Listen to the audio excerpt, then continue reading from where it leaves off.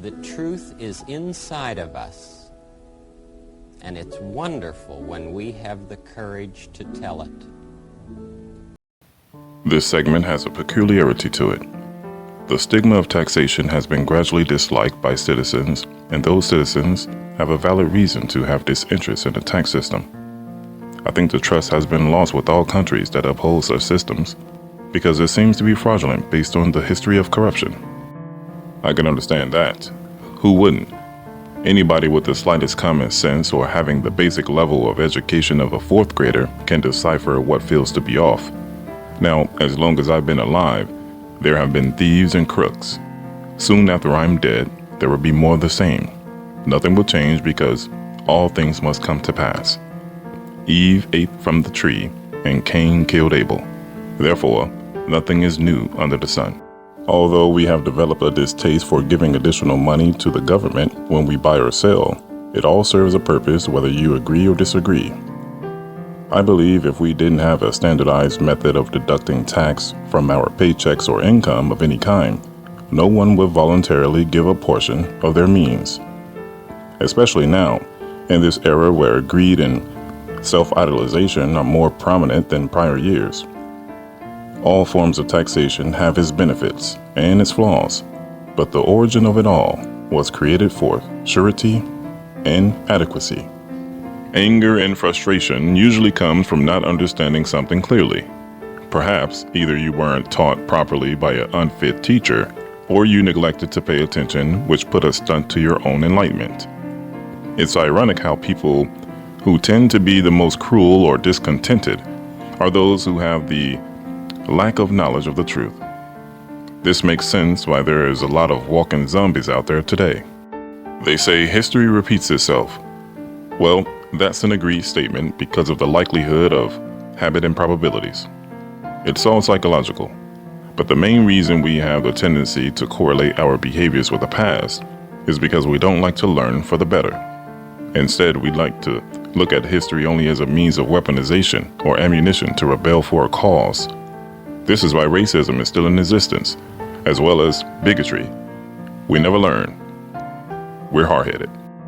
As I mentioned, a high percentage of people would not voluntarily give a small share of their earnings, even if it was for the greater good.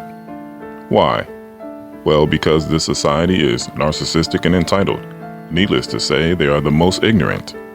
The Almighty God mentioned, "If any man be ignorant, let him be ignorant." Let's look at sales tax history. Back in ancient Rome, Caesar Augustus implemented the very first order of payment for custom duties on imports and exports. This actually was a profound strategy and has made an impact on civilization even up to this day. Let me put this in perspective. The Roman Empire preoccupied all of England. The upper region of Africa was in this mix too. The empire extended all the way to the east part of Egypt and Israel. All these territories were under the rulership of Rome. During this era, there was an uproar about Roman agents entering the different countries to collect taxes. So Caesar eliminated the agents and then assigned officials from within these countries to collect the sales tax. These taxes were not collected for personal gain or to make people poor, but the objectives were to provide for security. It was a protection plan for preventing intrusions by war. That was the purpose. That money enabled the manufacturing of weapons, armor, chariots, and large vessels fitted for the large body of water assailants.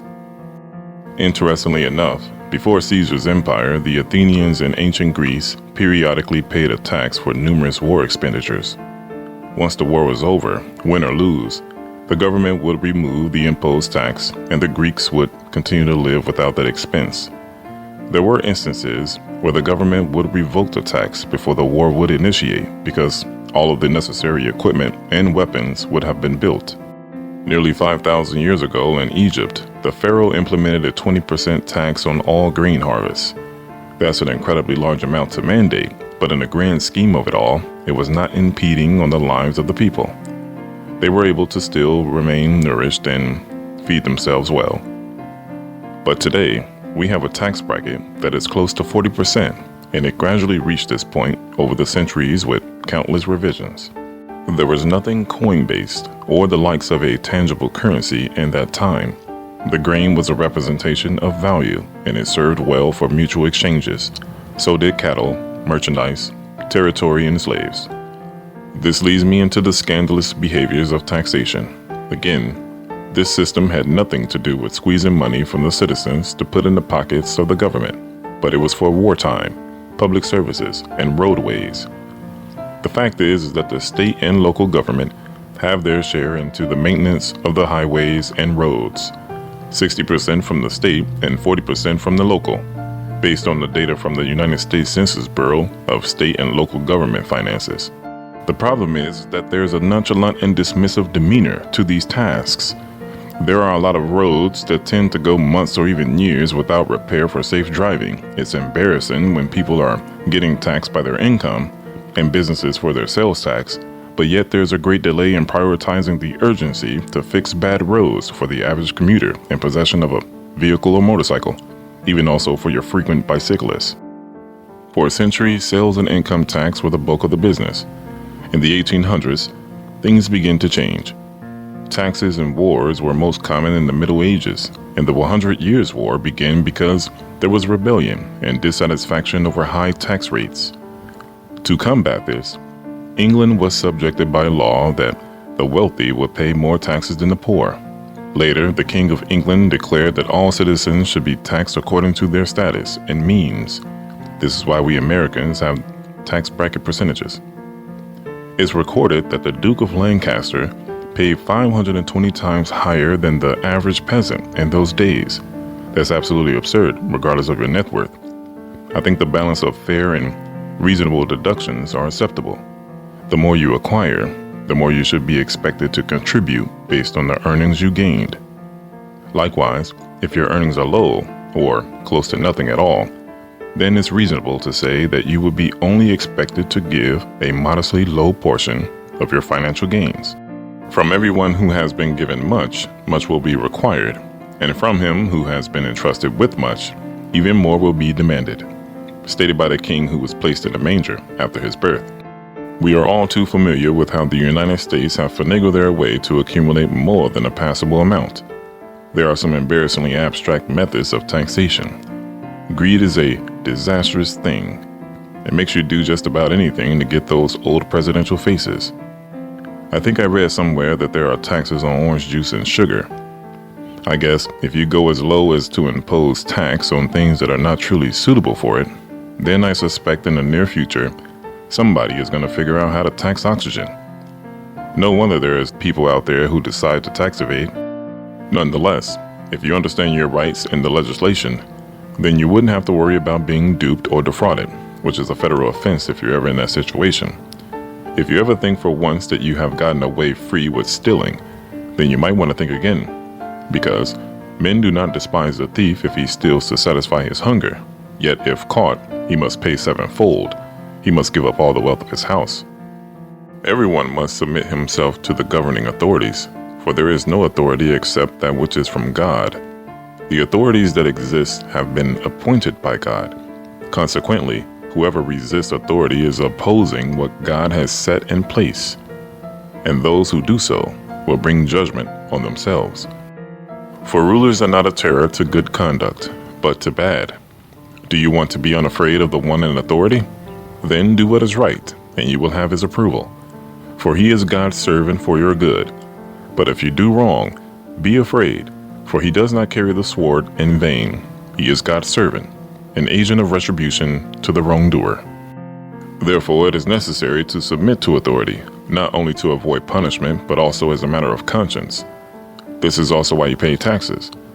For the authorities are God's servants who devote themselves to their work.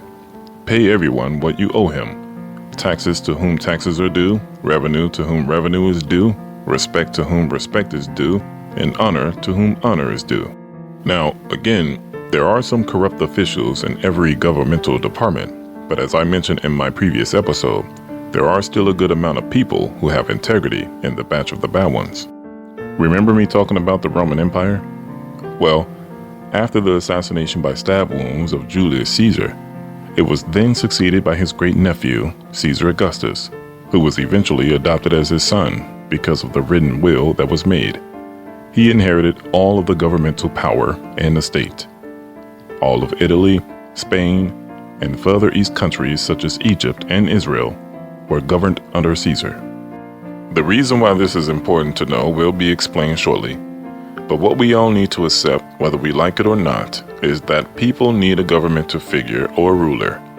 If we don't, then it'll be irrational chaos with no substantial consequences. I guess this is why the death penalty was constituted. There has to be a form of regulation, because without it, civilization might as well be barbaric, uncivil. A lifestyle like that will be extremely hostile and form a culture of dogmatism. Well, I think we all have a real evidence of this with the people from ancient Scandinavia. They were called Vikings, and they were brutal. Getting back to Caesar, he reigned for 45 years, and during those years, only one of them would have major significance. That was the year a young woman by the name of Mary would have given birth to an incredible child who would later mature into a great man of wisdom and power. Historical books and scholars have all agreed that the works of this man were incomprehensible, yet miraculous and trustworthy. I say if you ever want to leave a legacy behind, your goal should be to have a good name. There is nothing like having a reputable name that precedes you. If you think about it, this is why most names were passed down or repeated in ancient times, because those names held precedence. Even today, you have fathers giving their sons their first name. Subsequently, mothers do the same, with rarity, but those boys become juniors. We sometimes see Roman numerals being added to showcase the lineage from father to son to grandson. A good name is more desirable than great riches. To be esteemed is better than silver or gold. How many would prefer the latter over the former? The world has produced countless superficial and materialistic characters. No wonder why there is a consistency of failed relationships. The value of having money, a large fancy house or an apartment, and a luxury car associated with a person is more attractive than the person themselves. I think the most notable people in any generation have been those who subjected themselves to philanthropy, because they enjoy adding substance to others who are deficient in some areas rather than to be acknowledged for the self-made millions they've created. This is also why millennials and Generation Z have a hard time understanding who brings what to the table. It's distorted with both the males and the females, but these things are simple to know. Men are providers and protectors, while women are nurturers and helpers. Somehow, with the liberal agenda of this Western society, women have been taught to be men, and men have gradually become feminine. I tell you, it's the men who have introduced this problem into the world by not being firm and setting standards for women, which is why women have reckless behaviors today. They want to be disciplined, put in their place, but since there's a rarity of men who will do so, they continue in their microaggressive and passive-aggressive conduct. Well, ultimately, she gets away with it. Let me tell you a story. A man living in the ancient Rome era was a frequent visitor of a Jewish temple. The temple was always full of publicans who were the tax collector officials ordained by Tiberius Caesar. They came to the man and asked him, "Your teacher who is inside, did he pay his taxes?" Now, this was a sarcastic question because they despised the Jewish communities. The man replied, "Yes, he paid his taxes." When he entered the temple, the teacher asked the man, "What do you think? From whom do the kings of this earth collect customs and taxes? Is it from their own sons or from others?" The man answered, "From others." The teacher looked at him in satisfaction and said, "The sons are exempt, but so that we may not offend the officials, go to the sea, cast a hook, and catch the first fish you get. When you open its mouth, you will find double the amount of coins. Take it and give it to them for my tax and yours." And he did. Then, about 3 days later, this teacher's name was becoming well known, and people began to really gravitate towards him. They began to become aware of his teachings and were astounded with how practical yet profound they were. He wasn't a rich man or held many valuable possessions as society would accredit, but his name had become more valuable than the appearance of a beautiful woman. Understandably, it's a mental disorder that's evident when a person has strong intentions to be your personal opponent just because of your humble success. Even if you obtain success by society's standards, there's always some sort of fixed amount of people who predicate themselves to hatred when anyone is gaining popularity. While people were becoming more interested in the teacher, several spies were sent out by the religious leaders to watch him closely. They pretended to be a part of the crowd and camouflaged themselves by integrating their speech and clothes to the likeness of those who were seeking the teacher's presence. They were hoping to catch him in his words in order to have a lawful reason to hand him over to the rule and authority of the governor. They inquired, "Teacher, we know that you speak and teach correctly. You have no partiality, but teach the way of the truth and intelligence. Is it lawful for us to pay taxes to Caesar or not?" The teacher could see through their deception, and he replied, "Show me a coin. Whose image and inscription are on it?" They both reached in their satchel and pulled out a coin to show him. Then they answered, "Caesar's image and inscription are on it." He looked at them and paused for a moment before uttering, "Give to Caesar what is Caesar's, and to God what is God's." After hearing the reply, they slowly retracted their arms to put the coins back in their satchels, as they had no other questions to ask him. That answer made them go silent because they were completely dumbfounded and amazed. Pay your taxes. No need to complain about the different types of tax implementations or how the government chooses to use these acquired resources, because it's truly not in your control. You must have faith that they will utilize them appropriately and effectively. Let's not be contradictory either, because a great number of people zealously exercise their freedom of speech to their dislikes of getting taxed, but yet they gladly receive tax refunds during the spring season. If Jesus paid taxes without being disgruntled, then so should you. Give to the government what is due to the government, and give to God what is due to God. Thank you.